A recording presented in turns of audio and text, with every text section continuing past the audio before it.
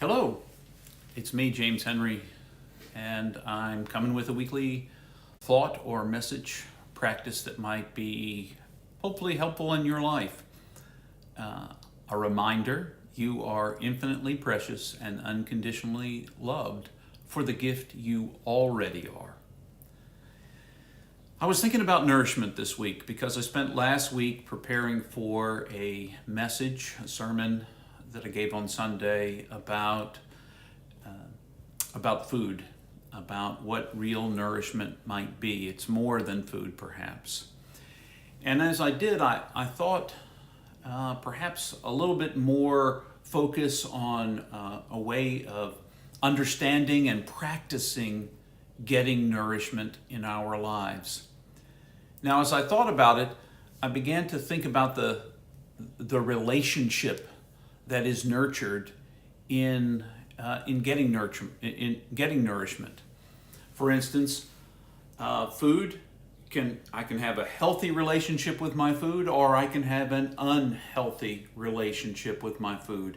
And the unhealthy relationship would be eating only food that is probably not good for me, or using food as a way to anesthetize myself for other challenges in my life, as a way of comforting myself. And it's a very natural to develop that kind of relationship with food at some point.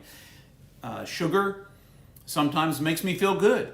Now, the aftermath of that is that it also makes me feel bad. So I have to be careful when I start consuming sugar, that I recognize that while I might enjoy it, eventually I'm going to pay the piper, so to speak, for that relationship. What about relationships with other folks in the world? Are those nourishing relationships? Or do you see the people in your life as something other than another I am who is in connection to you? For instance, I love my wife and we share a life together, and there are a lot of things about our relationship that I find very, very nourishing. But it's not nourishing when I start to see her as someone who works in my kitchen, as a kitchen worker, or a maid who cleans up my house. When I start to see her as an object that helps me fulfill only my desires, then that relationship is not a good relationship anymore, and it's no longer nourishing to her or to me. A nourishing relationship is a respectful relationship, a healthy relationship, an encouraging relationship. And so I look out at my daffodils. I talked about this on Sunday, and they nourish me. I don't do anything to them.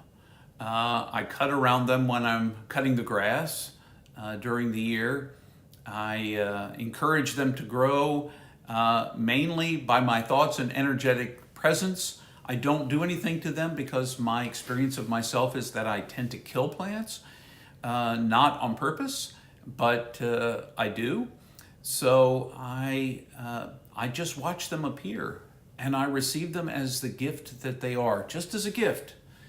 I don't imagine them to be more or less than they are, which is daffodils, beautiful gifts that I receive.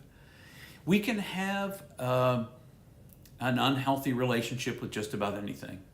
I can have an unhealthy relationship I talked about with food, with other people. I can have it with substances.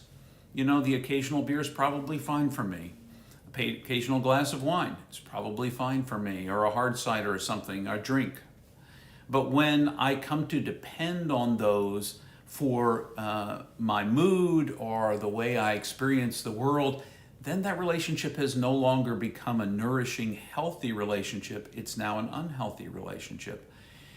So nourishment, just about anything in life can be nourishing. Listening to a fine piece of music, whatever you consider to be a fine piece of music, when it lifts you, when it encourages you, when you feel good listening to it, when it brings out the rhythm inside of you, those are good things. So I encourage you this week to find the things that nourish you. Maybe try something new.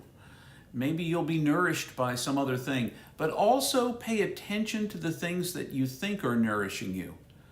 A television show, a relationship that you always come back from feeling bad, food that you only eat when you're feeling bad about yourself. Heck, the nourishment that you feel about your relationship with your body.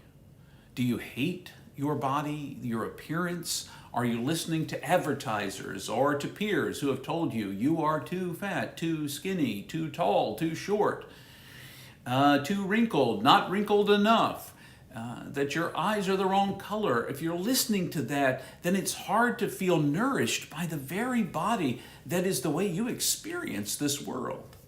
At least the physical world, the world of form. You see it if your eyes are working. You hear it, you smell it, you taste parts of it, and you feel it.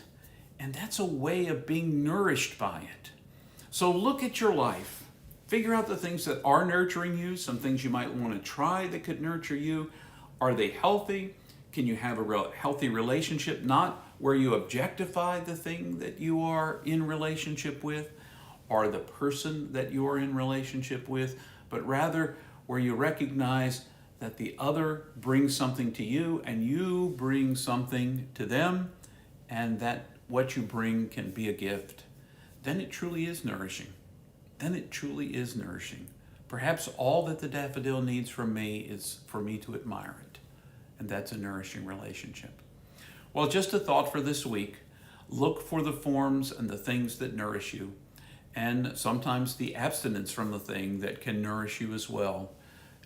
For those of you who in this Lenten season are giving up a food, fasting from a food, whatever it may be, that too might be nourishing when we recognize our relationship to whatever it may be, to whomever it may be. So, remember, you are infinitely precious and unconditionally loved for the person you already are, period. You don't have to do anything about that. But it might be good to nourish yourself. So give it a try and find what nourishes you, who nourishes you, how to do that in a healthy way. And until the next time, when I see you again.